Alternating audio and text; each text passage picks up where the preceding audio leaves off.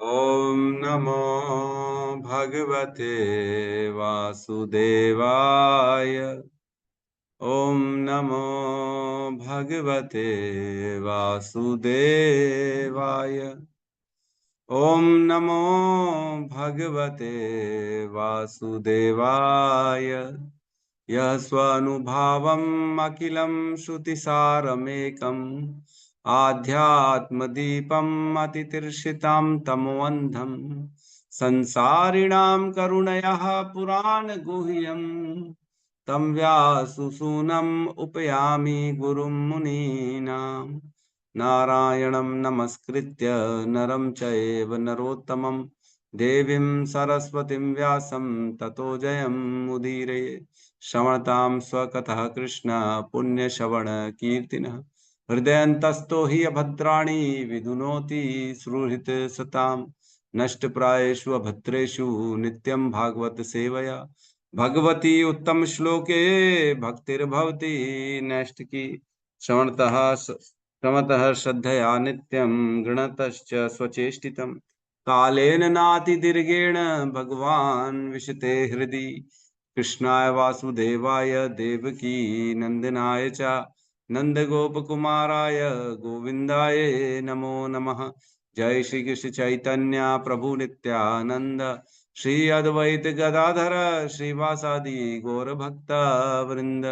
हरे कृष्णा कृष्णा कृष्णा हरे हरे, हरे राम राम राम हरे हरे। हरे कृष्णा कृष्णा कृष्णा हरे हरे, हरे राम राम राम हरे हरे। हरे कृष्णा कृष्णा कृष्णा हरे हरे, हरे राम राम राम हरे हरे। हरे कृष्णा। सभी भक्तों का स्वागत है प्रातःकालीन श्रीमद् भागवतम के सत्र में। हरि बोल। बड़ा ही सुंदर ढंग से धीरे धीरे हमारा सत्र आगे बढ़ता जा रहा है। रोज श्लोक ले रहे हैं, तो अभी हम 15वें अध्याय में पहुंच गए हैं। तो धीरे धीरे इसी चाल से चलते रहेंगे तो एक दिन हमारा पहला कैंटो भी हो जाएगा, और एक दिन दूसरा भी हो जाएगा, तीसरा भी हो जाएगा, चौथा भी हो जाएगा। इस प्रकार भगवान ने चाहा तो आने वाले 5-10 सालों में हम पूरा भागवतम को पढ़ सकेंगे, समझ सकेंगे। एक एक श्लोक को देखना, एक एक श्लोक को पढ़ना, ये बड़ा दुर्लभ है, नहीं पढ़ पाते। इवन जो लोग इस्कॉन में ज्वाइन भी कर लिए, ब्रह्मचारी बन गए सपोज करो, वो तक इतनी गहराई से नहीं पढ़ पाते। समय नहीं है, सेवाएं ज्यादा हैं, क्या करें। लेकिन भगवान ने हम सबको बहुत ही ये सुभाग्य दिया है, सु अवसर प्रदान किया है कि हम एक एक श्लोक को गहराई से देख पा रहे।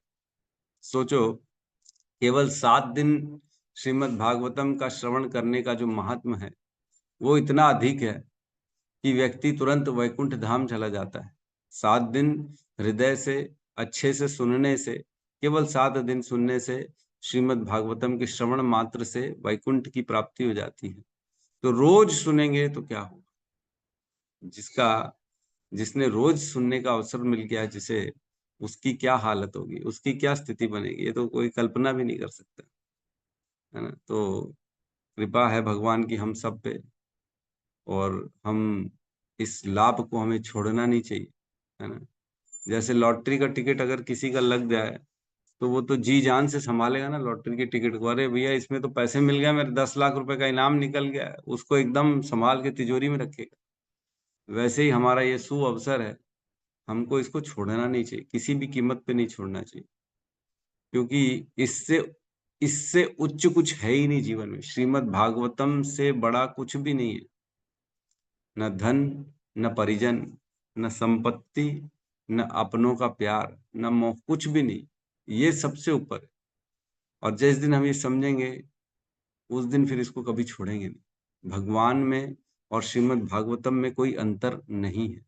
भगवान जो है वो साक्षात है, और भगवान का ही अगर लिपिक, जो राइटिंग का एक अवतार मान के चले हम, तो वो श्रीमद् भागवतम। श्रीमद् भागवतम के सारे कैंटो भगवान के शरीर माने जाते। पहले दूसरे कैंटो भगवान के चरण है, तीसरे चौथे भगवान के जंघा घुटने हैं, पांचवा भगवान का कटी भाग है, छठवां सातवां भगवान की भुजाएं हैं, आठवां भगवान का जो है वक्ष स्थल है, 9वां भगवान का गर्दन है ना। 10वां भगवान का मुखारविंद है। 11वां भगवान का ललाट है। और 12वां भगवान का ऊपरी ब्रह्मरंध्र वाला हिस्सा। तो इस प्रकार भगवान जो है पूरे के पूरे वो श्रीमद् भागवतम उन्हीं का स्वरूप।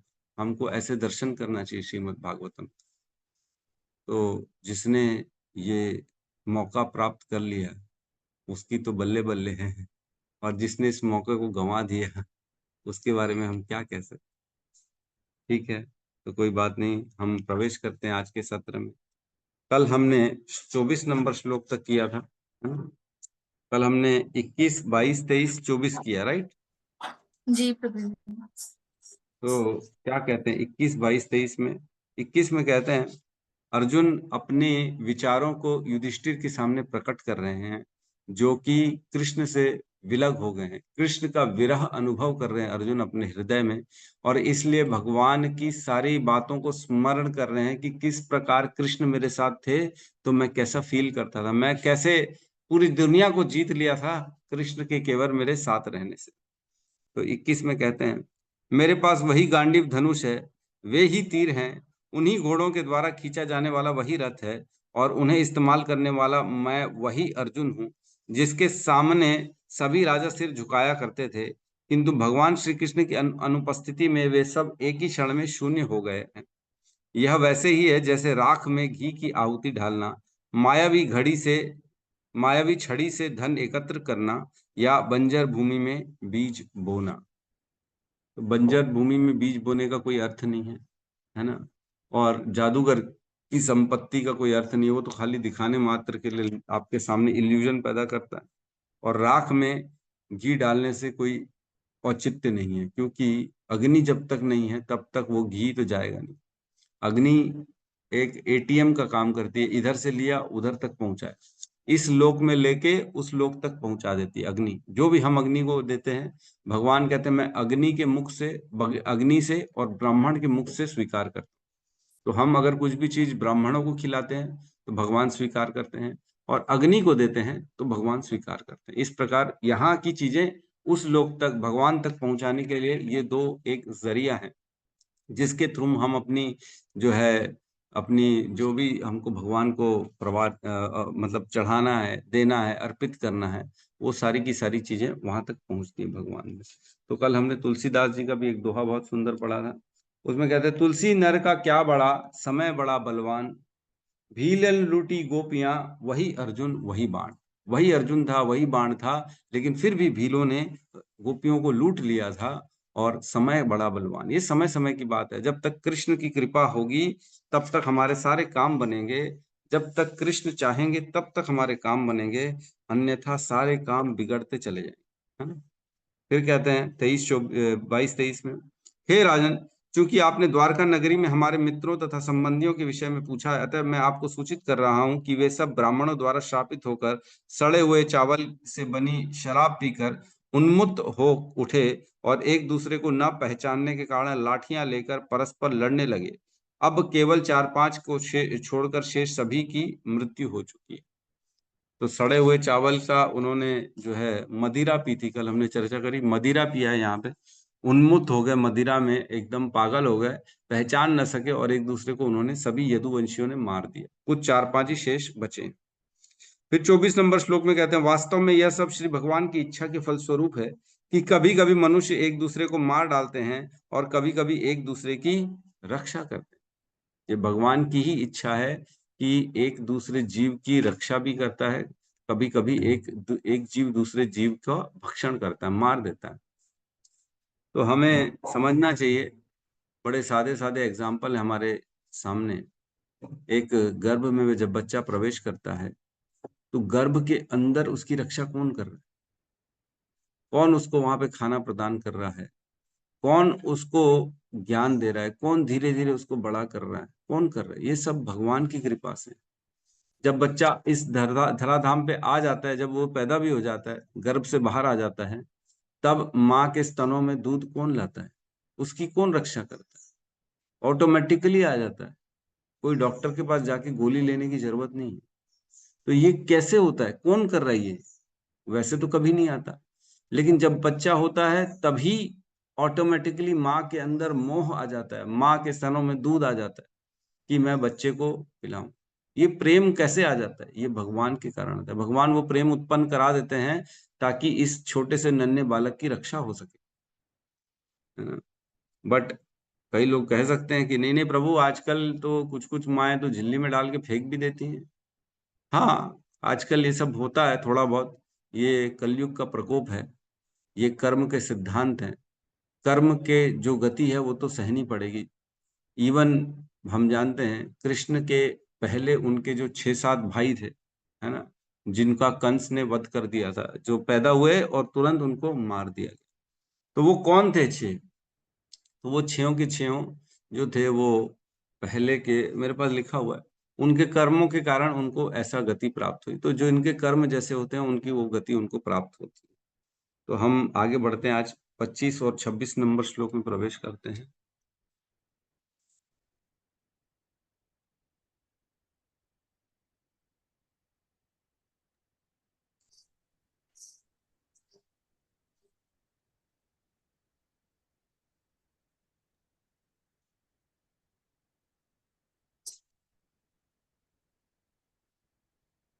क्लियर है? जी प्रभु जी। जी प्रभु जी। श्लोक क्रमांक 25-26, अध्याय 15, स्कंद 1, पांडवों की सामयिक निवृत्ति। श्लोक 7 में दोहराएंगे। जलौकसां जले यद्वन् जलौकसां जले यद्वन् महान्तो दन्त्यर्णीयसः महान्तो दन्त्यर्णीयसः दुर्बलान् बलिनो राजन् दुर्बलान् बलिनो राजन् महान्तो बलिनो मिथः महान्तो बलिनो मिथः एवं बलिष्ठैर्यदुर्भिः एवं बलिष्ठैः यदुर्भिः महद्भीरितारन विभु महद्भिरीतान् विभुः यदून्यदून्भिरन्यन्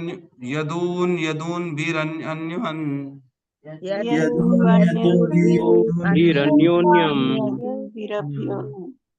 भूभारान् संजहारः भारान् संजहारः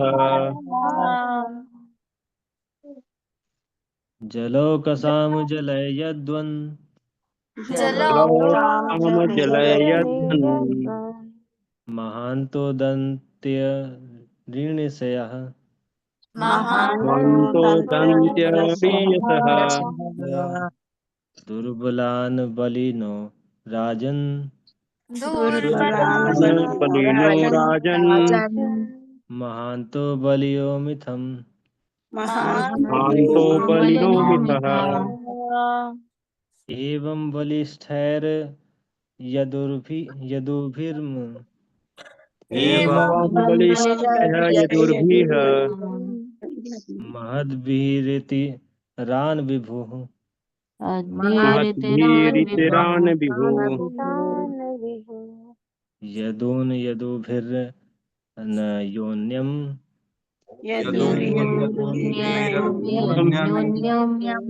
भूभारान् संजहारः भूभारान् संजहारः हरे कृष्ण।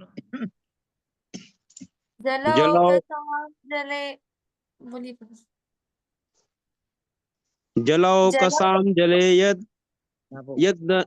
यद्वन्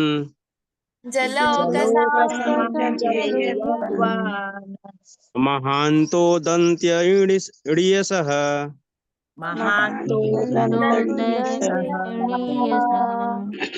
दुर्बलान् बलिनो राजन्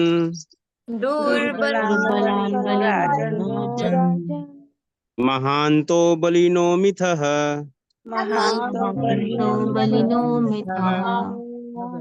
एवं बलिष्ठैः यदुभिः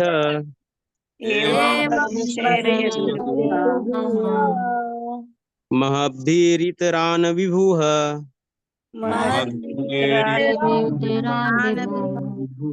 यदुन यदुभिः अन्योन्यम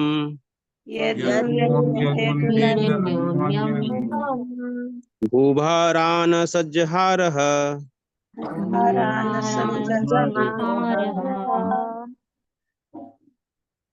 अनुवाद।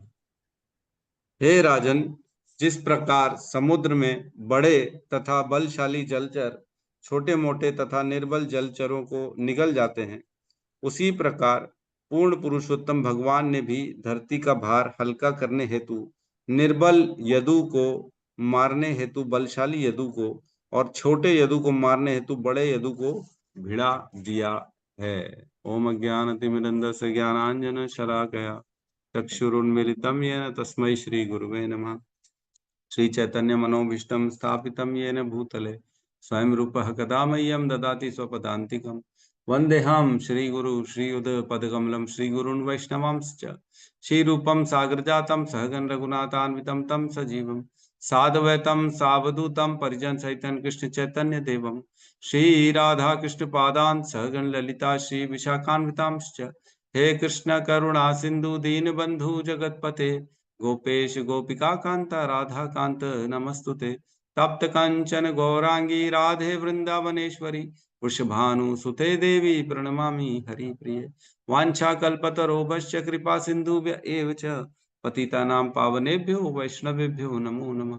नमो विष्णुपादाय कृष्णपृष्ठाय भूतले श्रीमते भक्ति वेदांत स्वामीति नामिने। नमस्ते सरस्वती देवे गौरवाणी प्रचारिणे निर्विशेष शून्यवादी पाश्चात्य देश तारिणे। जय श्री कृष्ण चैतन्य प्रभु नित्यानंद श्री अद्वैत गदाधर श्रीवासादि गौर भक्त वृंद। हरे कृष्णा कृष्णा कृष्णा हरे हरे हरे राम राम राम हरे कृष्ण। तो श्लोक क्रमांक 25 और 26 में यहाँ कह रहे हैं कि एक यदु को दूसरे यदु से भिड़ा दिया, है ना। बलशाली यदु को निर्बल यदु से, छोटे यदु को बड़े यदु से भिड़ा दिया और इस प्रकार आपस में ही यदुवंश का खात्मा हो गया। तो ये हमने कहीं पढ़ा है, किसी को याद है हमने कहाँ पढ़ा है कि एक जीव निर्बल जीव दूसरे, एक बलशाली जीव निर्बल जीव को मार देता है? याद है? मैंने पढ़वाया था, श्लोक भी याद करने बोला था। किसी को याद है कि नहीं है? नहीं है, किसी को भी याद नहीं। एक गौतम बुद्ध प्रभु बस हैं जिन्होंने हैंड रेस किया है, और कोई भी नहीं है। अन्यो अन्यन यदुर भी अन्यो अन्यन कोई नहीं है अन्यो अन्यन नहीं है। बहुत इंपॉर्टेंट श्लोक था जिसको मैंने याद करने बोला था। यस गौतम बुद्ध प्रभु, आप ही सबकी आंखें खोलिए, सबको रास्ता दिखाइए कि कौन सा श्लोक था वो। हरे कृष्ण प्रभु जी, धन्यवाद प्रभु जी। श्लोक पूरे याद नहीं है, बस लास्ट का याद है, जीवो जीवस्य जीवनम। यस, जीवो जीवस्य जीवनम।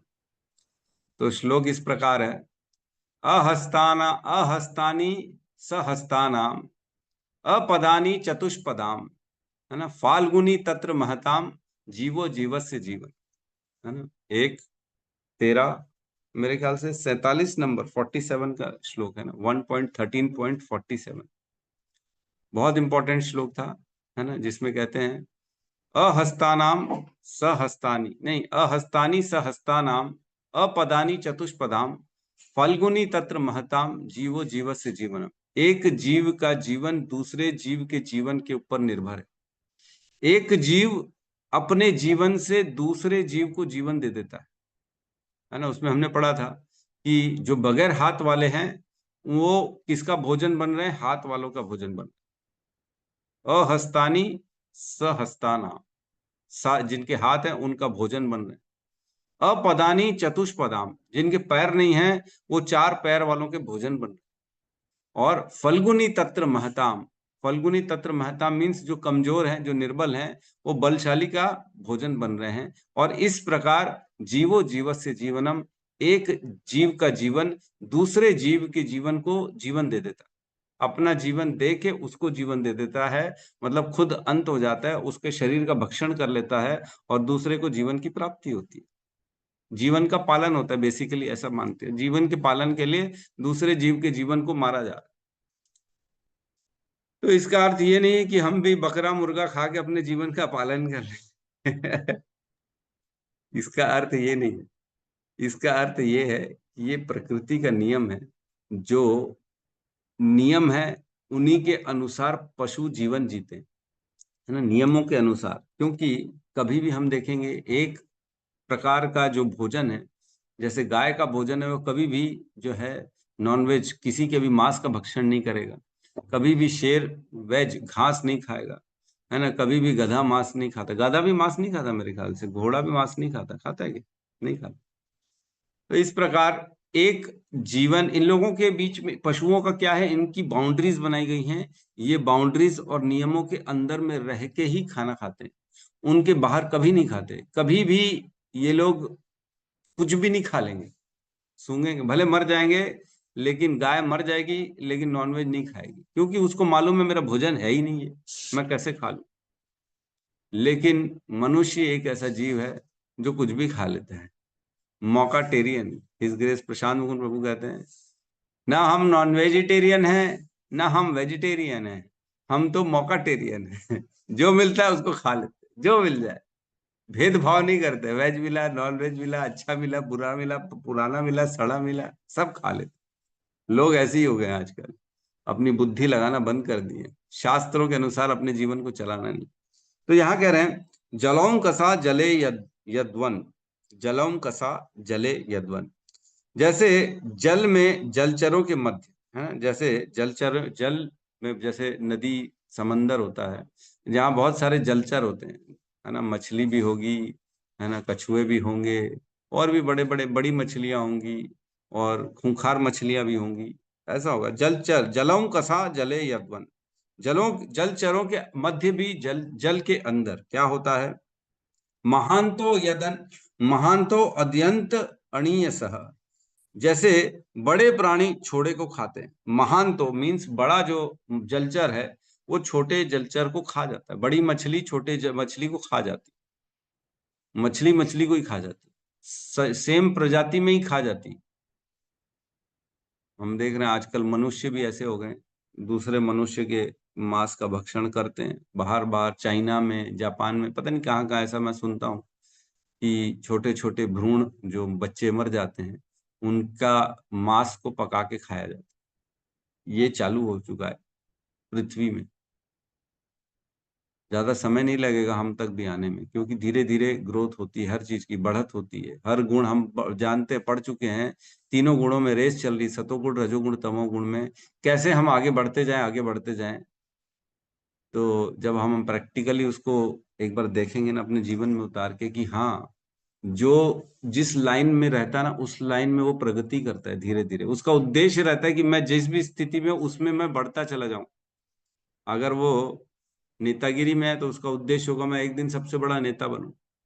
अगर वो गुटखा खाने वाला आदमी है तो बोलेगा मैं और अच्छे गुटखे खाऊं, और अच्छे से गुटखा खाऊं। उनके अंदर ये रहता है टेंडेंसी, जो आज एक गुटखा खाता है वो कल 2 खाएगा, परसों 4 खाएगा। आज जो एक बोतल दारू पीने वाला आदमी है, कल 2 पिएगा ही वो, निश्चित तौर से। धीरे धीरे बढ़ती हर आदत, हर कार्य में व्यक्ति ग्रोथ करता ही है। उसी प्रकार तमोगुण में भी ये, मतलब ये तमोगुण का, सतोगुण का, रजोगुण का ये गुण ही है कि वो जिसके अंदर प्रवेश करते चाहते हम इसको बढ़ाएं, हम पूरा का पूरा इसके अंदर हावी हो जाए। तो उसी प्रकार जो थोड़ा बहुत आज नॉनवेज खा रहा है वो कल ज्यादा खाएगा, ये निश्चित है। आज जो माता पिता थोड़ा सा पीते खाते हैं, बच्चे उनके एक्स्ट्रा और डबल ट्रिपल पिएंगे, खाएंगे, ये निश्चित है। अगर आज बुद्धि नहीं ओपन करोगे अपनी तो कल पछताना पड़ेगा। हम तो जी कुछ नहीं करते थे प्रभु, हम तो थोड़ा सा ही पीते थे, हमारे बच्चे देखो ना ड्रग्स भी लेने लग गया। अरे तो तुम थोड़ा सा पिए तो वो आगे बढ़ गया, तुमने मार्गदर्शन दिखा दिया, ये रास्ते में हम तो जा रहे हैं, तो वो उसी रास्ते में बहुत आगे निकल गए। तो आज ही अपने आचरण से, अपने व्यवहार से सिखाना पड़ेगा दूसरों को, नहीं नहीं, ये रास्ता हमारे लिए नहीं, हमारे लिए ये रास्ता सतोगुण का रास्ता है। उठो जल्दी, भगवान का नाम लो, भगवान के शास्त्रों को पढ़ो, तो इसमें बच्चा फिर आगे बढ़ेगा। हमको अपने आचरण से अपने आने वाली पीढ़ी को सिखाना है। तो यहाँ कह रहे हैं महांतो अद्यंतणीयसः। जैसे बड़े महान प्राणी छोटे प्राणी, छोटे जलचर को खा जाते हैं, उसी प्रकार दुर्बलान बलिनो राजन, बलशाली व्यक्ति, बलशाली जीव दूसरे दुर्बल निर्बल जो जीव होता है उसको खा जाता है। हे राजन, राजन मीन्स यहाँ पे युधिष्ठिर को कह रहे हैं। महान तो बलिनो मिथः, सबसे बलवान दूसरे को, मतलब जो सबसे महान हो जाता है ना। अभी तो क्या चल रही, दुर्बलान बलिनोम राजन, एक बलशाली दुर्बल दूसरे को खा जाता है सेम प्रजाति में। लेकिन अब यहाँ कह रहे हैं महान तो बलिनो मिथः, जो सबसे महान है, सबसे बड़ा जीव महान है, सबसे शक्तिशाली है, वो अन्य सभी को खा जाता है।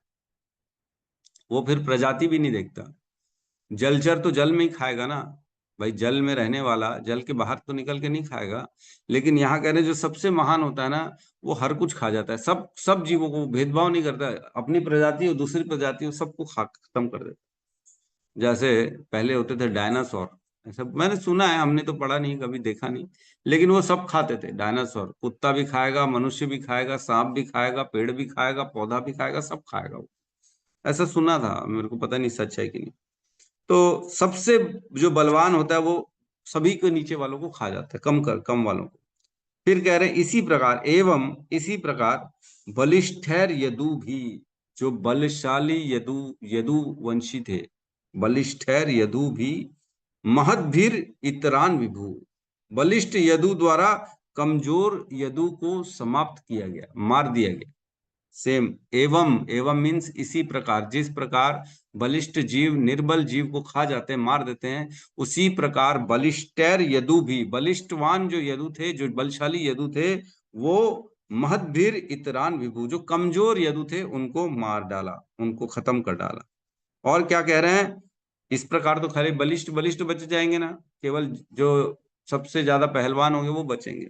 तो उसके लिए कह रहे हैं यदून यदु भीर अन्यो अन्यन। और ऐसा नहीं है कि एक बलिष्ठ वाली निर्बल को तो मार दिए लेकिन खाली बलिष्ठ बच गए, ऐसा नहीं, वो एक दूसरे से भी लड़ पड़े। यदून यदु भी अन्यो अन्यन, एक दूसरे के साथ सभी यदुओं लड़ पड़े, बलिष्ठ से, बलिष्ठ कमजोर से, कमजोर से, सब बड़े से, छोटे से, बड़े छोटे से, सब एक दूसरे से लड़ पड़े। और भूभारान संजहार, और इस प्रकार इस पूरी समस्त पृथ्वी से ये जो भार है यदुओं का, वो भगवान ने कम करा दी। इस प्रकार यदु जो थे, यदुवंश एक दूसरे को लड़के एक दूसरे से मर गए।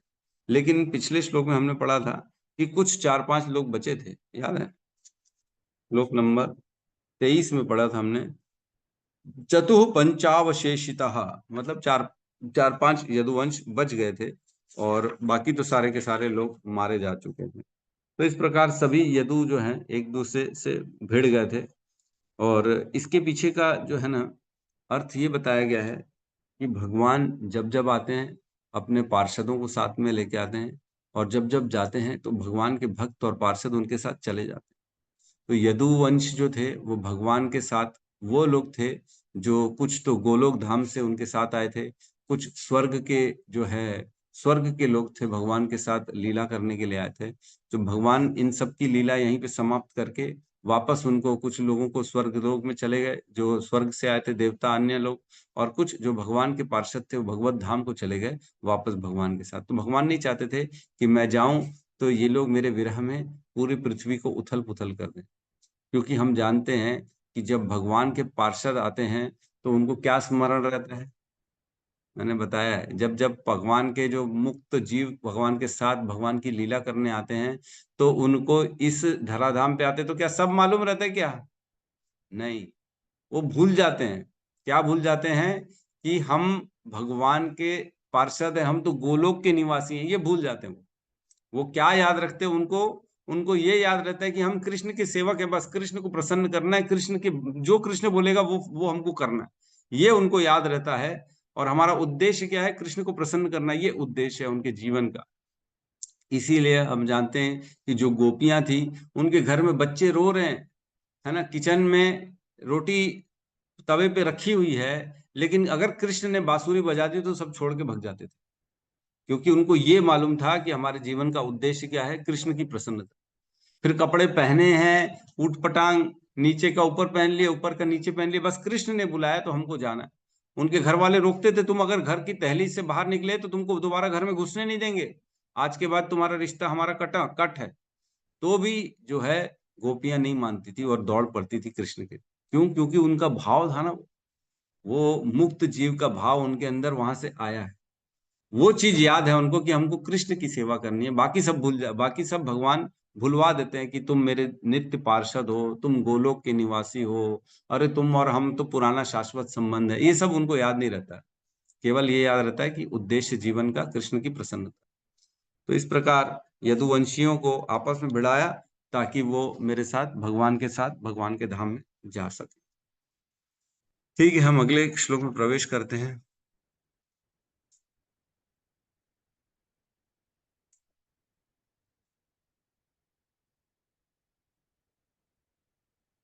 श्लोक क्रमांक 27।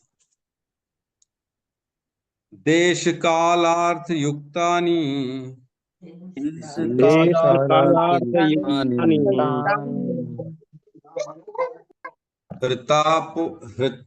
हृतापोपशमानि च तापोपशमानि च हरन्ति स्मरतः चित्तम्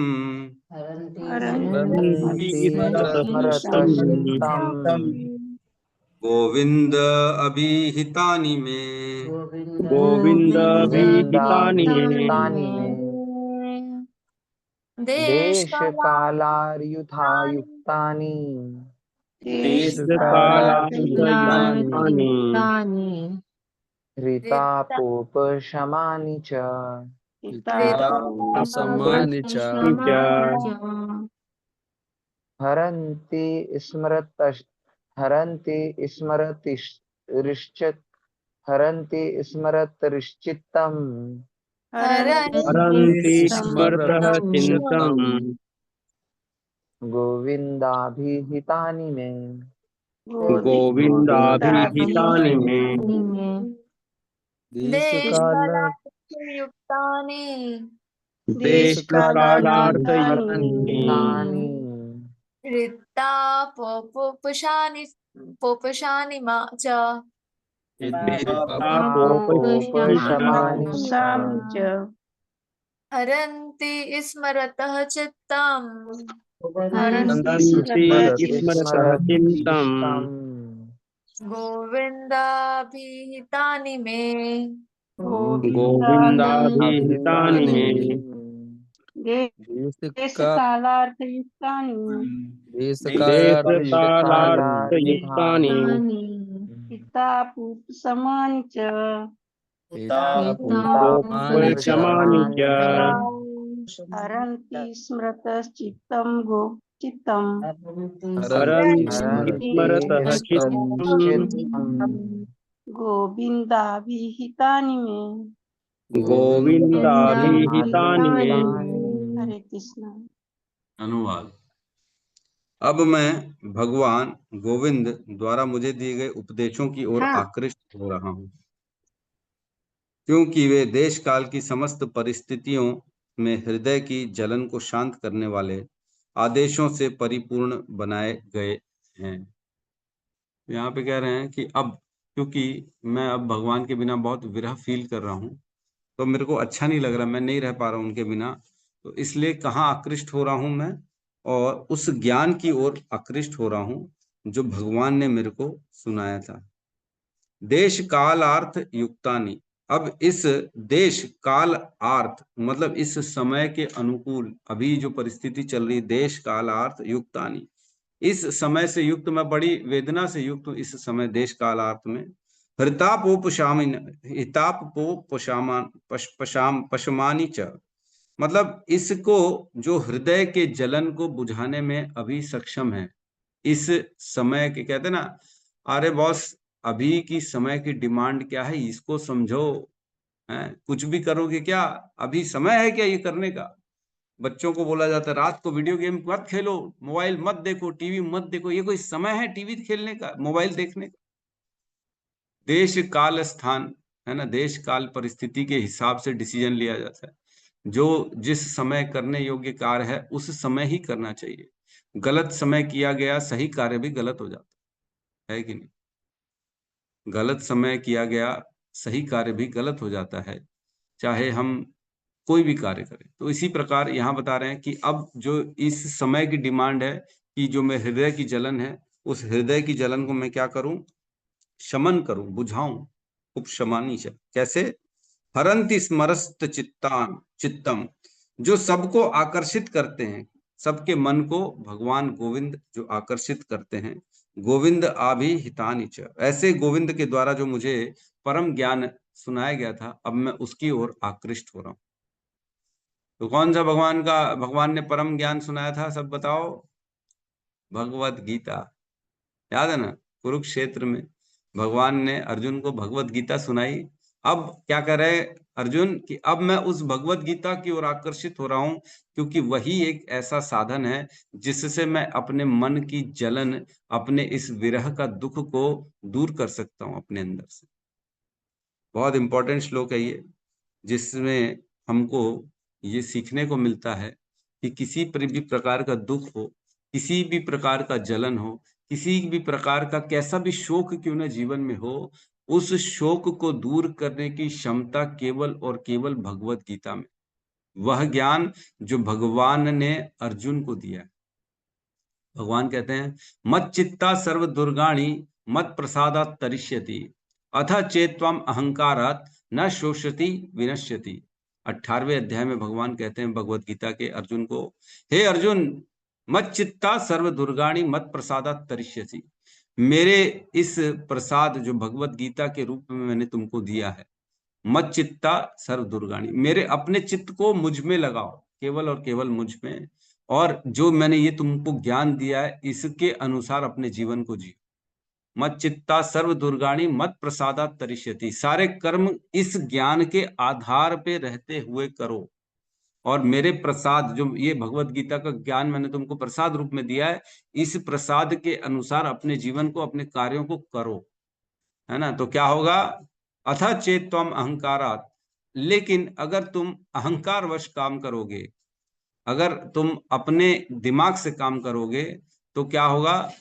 न शोष्यसी विनश्यसी, तुम्हारा कभी श्रेष्ठ नहीं होगा, तुम कभी भी, तुम्हारा अपग्रेडेशन, तुम्हारा कोई भला नहीं होगा। विनश्यसी, तुम एकदम विनाश में चले जाओ, तुम्हारा विनाश हो जाएगा अगर तुम इस मेरे ज्ञान के अलावा अपनी बुद्धि से काम करते हो।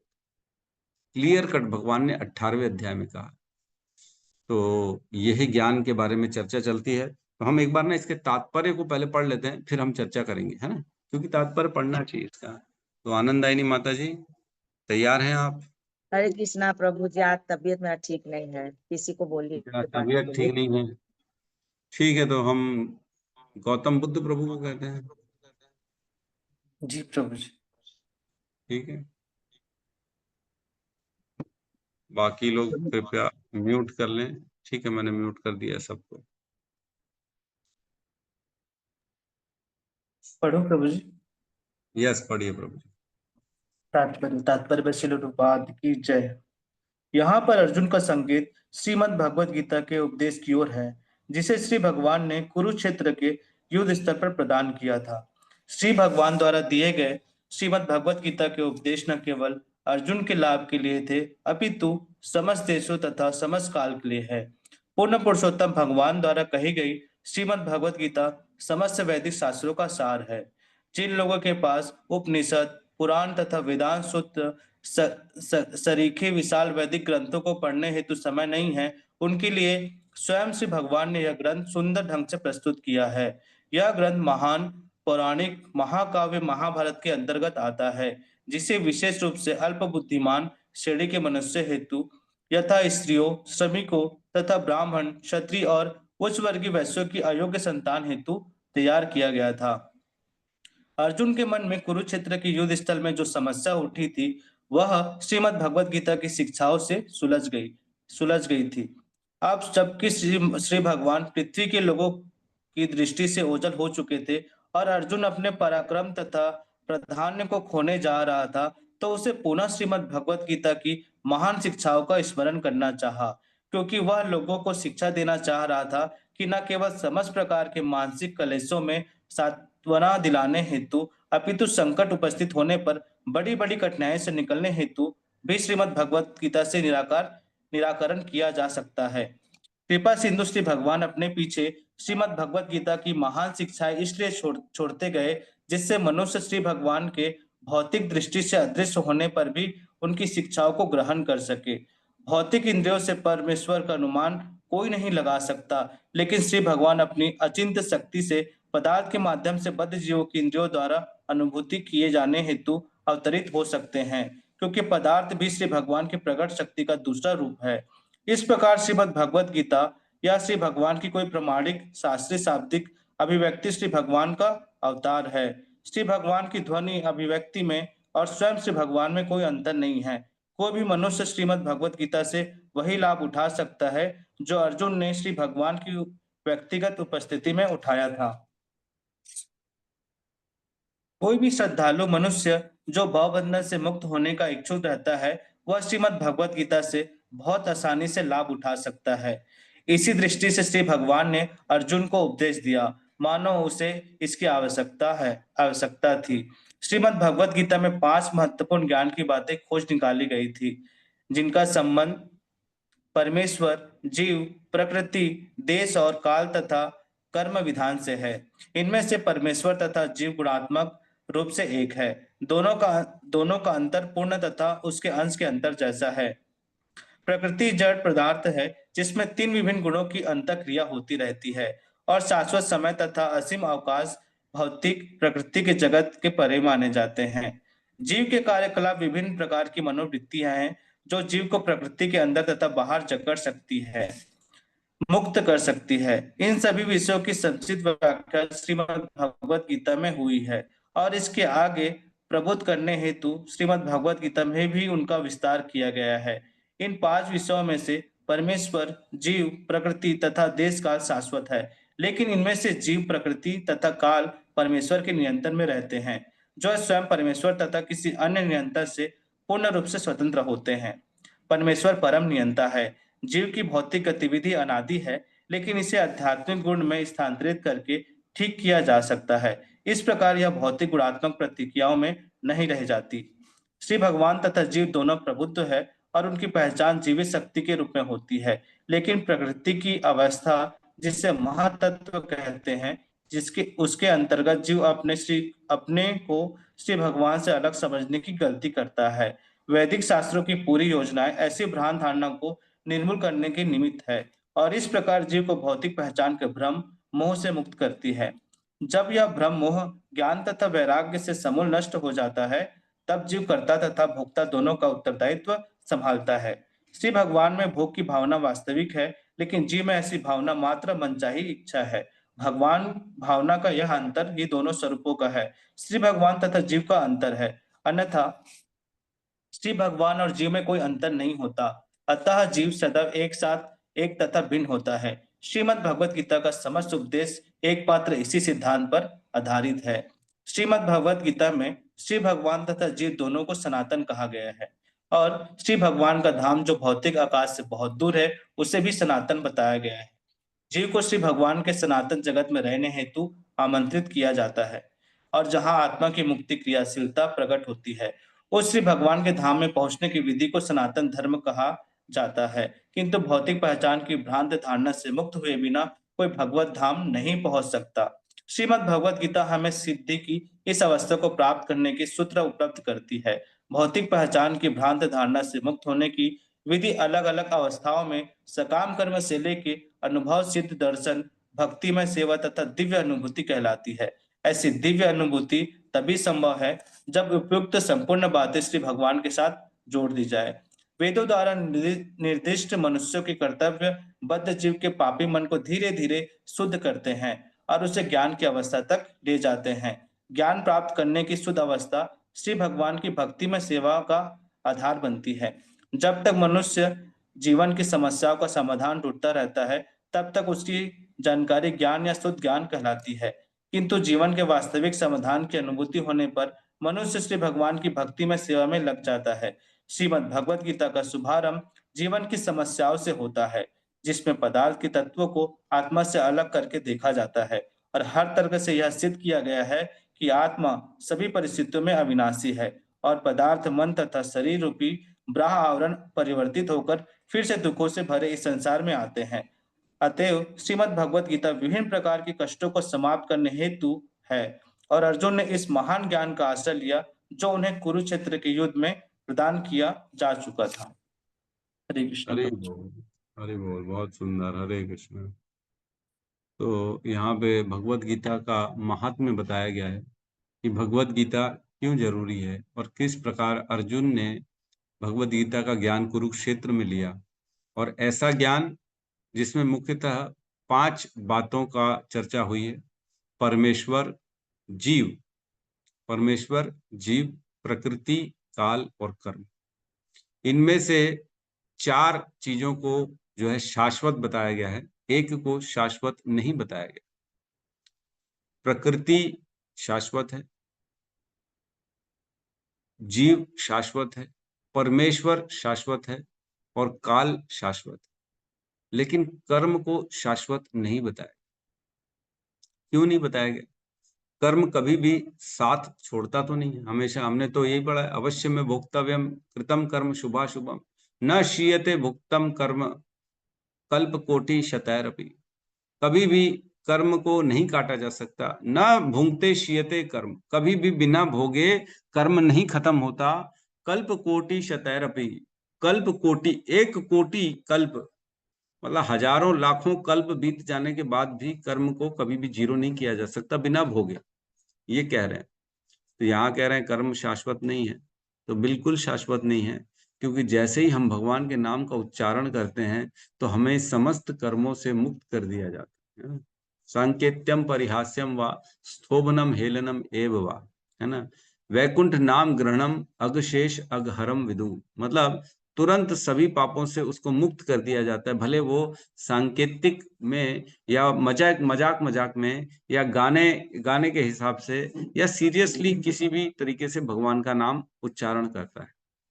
एक और श्लोक हमने पढ़ा था, आपन्ना संसृतिम घोरम यन नाम विवशो गृणान तथा सद्यो विमुच्येत यद विभेति स्वयं भयम, है ना। पहले कैंटो में हमने पढ़ा था, जिसमें कहते हैं कि अगर गलती से भी किसी ने भगवान का नाम ले लिया, आपन्ना संसृतिम घोरम, तो ये संसृति घोर, जो इस जन्म मृत्यु के चक्र में हम फंसे हुए हैं, जो कर्मों के अधीन रह के अलग अलग योनियों को प्राप्त हो रहे हैं, आपन्ना संसृतिम घोरम यन नाम विवशो ग्रहण, अगर नाम ले लिया गलती से भी तो ततो सद्यो विमुच्येत, उसको मुक्त कर दिया जाता है तुरंत, तत्क्षण। यद विभेति स्वयं भयम, जिसके नाम से स्वयं भय भी भयभीत रहता है। तो ऐसे भगवान का नाम है, इसलिए जो साधु पुरुष हैं हमेशा वो भगवान के नाम का उच्चारण करते हैं, है ना। श्रवंति गायंति गृहंति साधव, तभी तो वो सुनते हैं, गाते हैं और हमेशा उसी को ग्रहण करते हैं।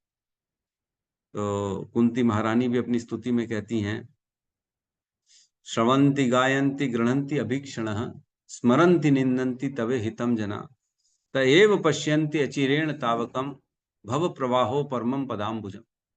इस भव प्रवाह जो होता है, जन्म मृत्यु का जो चक्र का, जो संसार का सागर चल रहा है, इससे जो बाहर मुक्ति करने वाले भगवान के चरण है, उसका तत्क्षण दर्शन हो जाता है। किसका? जो ये 5 चीजें करता है, श्रवंति गायंति गृहंति अभीक्षणः स्मरन्ति निंदन्ति तवे हितम जना, है ना। जो ये सुनता है, जो ये बोलता है भगवान का नाम, जो इसका चिंतन करता है ना, ग्रहण करता है, मतलब इसको स्वीकार करता है, जो हर्षित होता है दूसरों को ऐसा करते हुए देखते हुए, ये 5 चीजें जो करता है, उसको तुरंत तत्क्षण भगवान के चरणों का दर्शन होता है और वो तुरंत इस जन्म मृत्यु के चक्र से बाहर निकल जाता है।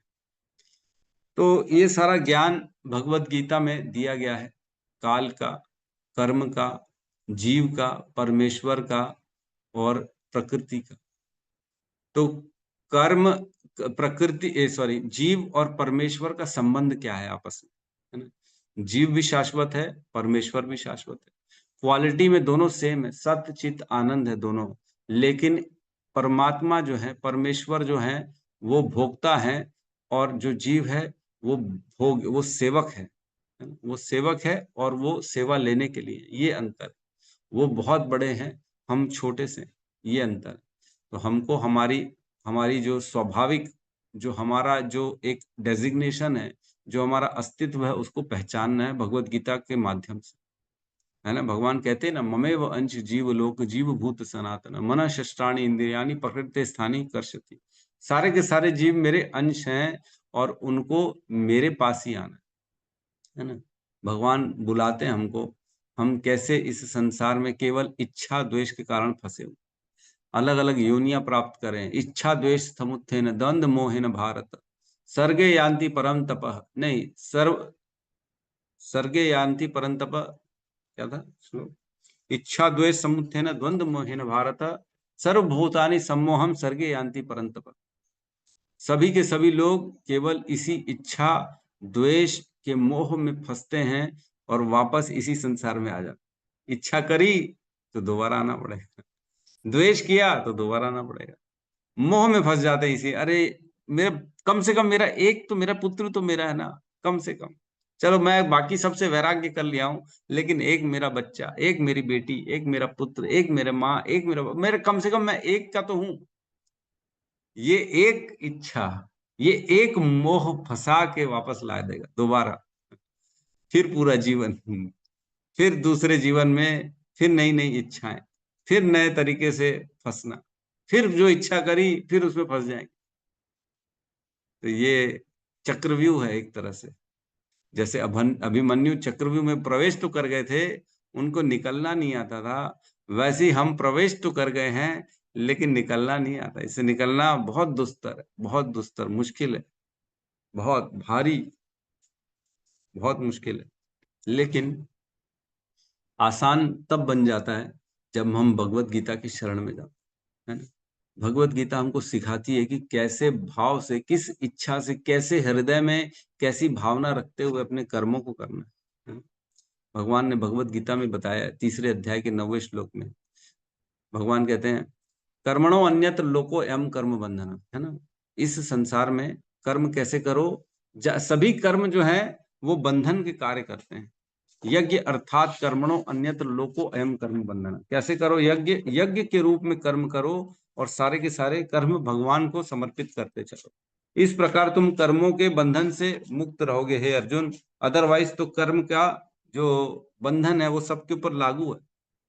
तदर्थम कर्म कौन तू है मुक्त संग समाचार। इस प्रकार कर्म करोगे तो तुम मुक्त रहोगे हमेशा कर्म के बंधनों से। बड़ा मुश्किल है, कर्म किए बिना रह भी नहीं सकते हैं, कर्म करोगे तो बंधन ही बंधन है। और कर्म कैसे करना है, ऐसे करना है, यज्ञ के रूप में कर्म करना है और केवल विष्णु के लिए करना है, तब जाके कर्मों से मुक्ति मिल पाएगी, कर्म के बंधन से बच पाओ, है कि नहीं। कर्म करना भी है, क्या कहते हैं, ना ही कश्चित क्षणम अपि जातु तिष्ठति अकर्म कृत। कोई एक क्षण भी नहीं हो सकता जिसमें व्यक्ति बिना कर्म के रह सके। कर्म तो करना पड़ेगा। देखो दोनों तरफ फंसा दिए, कर्म भी करना पड़ेगा और कर्म करोगे तो बंधन लग जाएगा। अरे बाप रे बाप, वो बंधन लगेगा, बंधन से बचना है तो ज्ञान होना चाहिए कैसे कर्म करना चाहिए। यज्ञ के रूप में कृष्ण के लिए, विष्णु की प्रसन्नता के लिए सारे कर्म करो।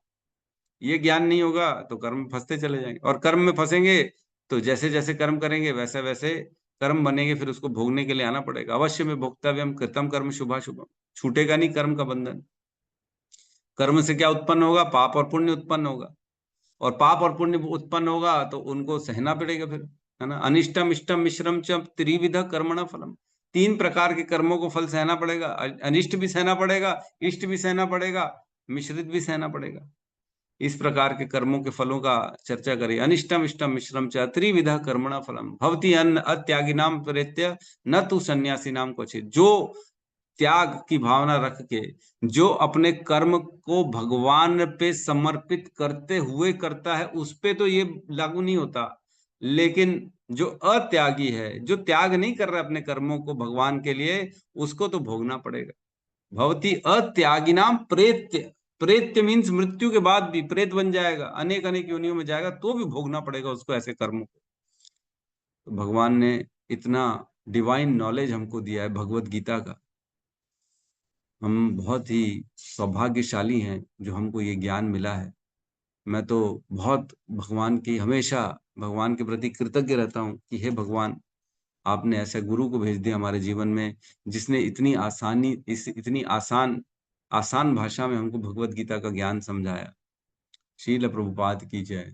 यदु प्रभुपाद न होते तबे की होते, न जाने ये जीवन बहता कैसे। प्रभुपाद न होते तो हम क्या करते, खाते पीते, गंदे गंदे कर्म करते, फंसते इस संसार में। नॉनवेज खाते, जो खाते थे पहले, हम दारू पीते, जो पहले पीते थे, गाली देते लोगों को, जो देते थे। कभी सोचा नहीं कि एक एक कर्म का लिखा जा रहा है, अकाउंटिंग हो रही है एक एक कर्म की। लोगों को बेवकूफ बनाना, भगवान ने बुद्धि दे दी थी तो हम अपने आप को तो होशियार समझते हैं, अरे मैं कितना इंटेलिजेंट हूं, सबको बेवकूफ बना देता हूँ। एक एक लिखा जा रहा है, नोट हो रहा है, तुमने किसको बेवकूफ बनाया वो नोट हो रहा है। ऐसा नहीं है कि तुम जीत रहे हो यहाँ पे, अपने आप के ऊपर मेडल चिपका रहे हो। भोगना पड़ेगा एक दिन, तुम्हारे साथ भी वही कार्य होगा जो दूसरों के साथ तुम कर। बहुत बारीकी से जैसे जैसे भगवत गीता पढ़ते हैं समझ में आता है लोग मर क्यों रहे हैं। आज लोग देखते हैं, अरे इतनी अराजकता फैली हुई, लोग मर रहे हैं, लोग गाड़ी में जल गए, उनका गला काट दिया गया, उनका रेप हो गया। अरे तो हम क्या कर रहे हैं, अपने कर्मों को नहीं देख पा रहे हैं हम कैसे पशुओं का वध कर रहे हैं, कैसे जो बेचारे छोटे छोटे जीव जंतु हैं जो हमारे आश्रित हैं, हम एक पैर से उनको कुचल के मसल सकते हैं। इतना भगवान ने हमको शक्ति दी है, लेकिन हम इसका दुरुपयोग करके उनके ऊपर वार करते हैं, उनको मार देते हैं। तो क्या हमारे ऊपर लागू नहीं होगा? हम क्या किसी शक्ति के द्वारा सेम वही रिजल्ट हमारे को नहीं मिलेगा? क्या हमसे कोई शक्तिशाली नहीं है क्या? आज जिस प्रकार हम शक्तिशाली हैं, अपने से निर्बल जीव के ऊपर आक्रमण करके, उनका अहित करके, उनको प्राण को छीन लेते हैं, मार देते हैं, या गंदे गंदे उनके साथ जो भी करते हैं, तो क्या हमारे साथ कोई हमारे से ज्यादा शक्तिशाली नहीं कर सकता? यही तो होता है। फिर क्या कहते हैं, अरे इतना गलत हो रहा है, ये तो गलत हो रहा है। अरे गलत तो होगा ना, शुरुआत किसने करी? शुरुआत किसने करी? हमने करी ना। हमको अपने कर्मों को जीरो करने का मौका मिला है भगवान का नाम लेके, भगवत गीता के ज्ञान से, है ना। भगवान कहते हैं भगवत गीता में, यथा एधांसी समिद्धो अग्नि भस्मसात कुरुते अर्जुन, ज्ञान अग्नि सर्व कर्माणि भस्मसात कुरुते तथा। जिस प्रकार सूखी हुई लकड़ी को अग्नि जला के भस्म कर देती है अर्जुन, उसी प्रकार ये भगवत गीता का ज्ञान सारे कर्मों को खत्म कर देता है, शून्य बना देता है। जितना जितना भगवत गीता के ज्ञान में हम प्रवेश करेंगे, उतना उतना हम अपने जीवन का उद्देश्य को प्राप्त कर पाएंगे, है ना।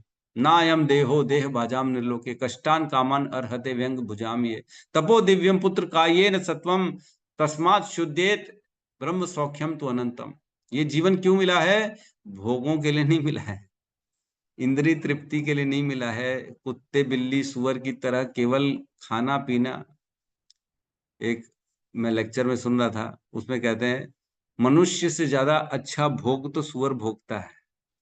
मनुष्य जितना खुश चित्त नहीं होता, उससे ज्यादा खुश प्रसन्न तो सुअर रहता है। कितना खाता पीता है, बढ़िया हट्टा कट्टा मोटा रहता है, 15-15 बच्चे रहते हैं उसके, हमेशा उसका जो भोजन है उसको मिलता है, बढ़िया प्रसन्न रहता है, खुश रहता है। व्यक्ति मनुष्य कभी भी इतना प्रसन्न नहीं होता जितना सुअर रहता है। तो हमसे ज्यादा प्रसन्नता दूसरी योनियों में है। तो केवल प्रसन्नता इंद्रिय तृप्ति के लिए ये जीवन नहीं मिला है, ये जीवन तपस्या करने के लिए मिला है, ये जीवन भगवत प्राप्ति के लिए मिला है। ऐसी प्राप्ति की जाए ताकि दोबारा इस संसार में ना आना पड़े। तो ये उद्देश्य भगवत गीता का, भागवतम का हमने प्राप्त किया है। तो इसी ज्ञान के प्रति अब अर्जुन आकर्षित हो रहे हैं कि अब जो है मेरे जीवन में ये दुख, ये शोक, ये परेशानी आई है, इससे निराकरण एक ही तरह हो सकता है, मैं भगवान के ज्ञान की तरफ अपना मुंह मोड़ूं, तभी मैं इस दुख से निकल सकता। तो दुख से निकलना है तो क्या करना पड़ेगा? भगवत गीता पढ़नी पड़ेगी। किसी भी समस्या से अगर परेशान है तो क्या करना पड़ेगा? भगवत गीता पढ़नी पड़ेगी। किसी भी कैसा भी दुविधा हो, कैसा भी कंफ्यूजन हो, कोई धर्म संकट ही क्यों ना हो, कोई पारिवारिक संकट ही क्यों ना हो, कैसी भी प्रॉब्लम हो, उसका सल्यूशन सबका भगवत गीता में है। लेकिन दूरी सिर्फ एक ही है कि उसको खोल के पढ़ना पड़ेगा, समझना पड़ेगा, किसी के अनुगत्य में जाके पढ़ना पड़ेगा। फिजिक्स केमिस्ट्री खुद से पढ़ी जाती क्या? बच्चे को भेजा जाता है ना स्कूल पढ़ने के लिए, ABCD भी तक बच्चे को पढ़ाया जाता है टीचर के द्वारा। तो भगवत गीता कोई कैसे खुद अपनी बुक खोल के पढ़ लेगा? पॉसिबल ही नहीं। उसको किसी न किसी टीचर की आवश्यकता है, उसको किसी न किसी एक गाइड, एक सीनियर की आवश्यकता है जो उसको भगवत गीता का ज्ञान सिखा सके आसान शब्दों में, उसके जीवन से रिलेट करके दिखा सके कि तुम्हारे जीवन में इस तरह से इसका उपयोग किया जा सकता। ये 4-6 श्लोक है, ये तुम्हारे देखो, ये श्लोकों से तुम्हारे जीवन में कितनी मतलब सिमिलैरिटी हो रही है। तुम्हारा जीवन देखो इस हिसाब से जियोगे तो तुम अपने जीवन में मुक्त हो जाओगे परेशानियों से। सारी परेशानियों का हल है श्रीमद् भगवत गीता। तो हमको भगवत गीता की शरण में जाना है जिस प्रकार अर्जुन गए। तो ठीक है, यहाँ पे हम आज के क्लास को विराम देते हैं। किसी का कोई प्रश्न है तो हम ले सकते कर लेते हैं। हरे कृष्णा हरे हरे कृष्णा कृष्णा कृष्ण कृष्ण कृष्ण हरे हरे हरे हरे हरे राम राम राम हरे हरे समस्त भक्तवृंद की जय। सद्गुरु शील प्रभुपाद की जय। जय गौर प्रेमानंदे। हरि हरि बोल। हरे कृष्ण प्रभु जी जय। प्रणाम। प्रभु जी सादर प्रणाम। कोटि कोटि प्रणाम धन्यवाद प्रभु जी। कृष्ण प्रभु जी दंडवत प्रणाम। प्रणाम माता।